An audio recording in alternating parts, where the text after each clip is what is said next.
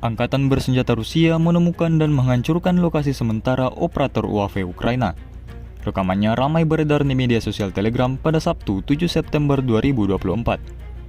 Tepatnya di arah Chasiv, militer Rusia melakukan pemantauan pada setiap pergerakan musuhnya yang terdeteksi. Tak butuh waktu lama, setelah berhasil menemukan pergerakan targetnya, pasukan Rusia tidak tanggung-tanggung langsung melayangkan serangannya. Seperti yang terlihat dalam rekaman. Tentara Ukraina tak bisa berbuat apa-apa. Serangan Rusia diklaim tepat mengenai sasaran. Hingga video ini beredar, beragam komentar dituliskan warganet.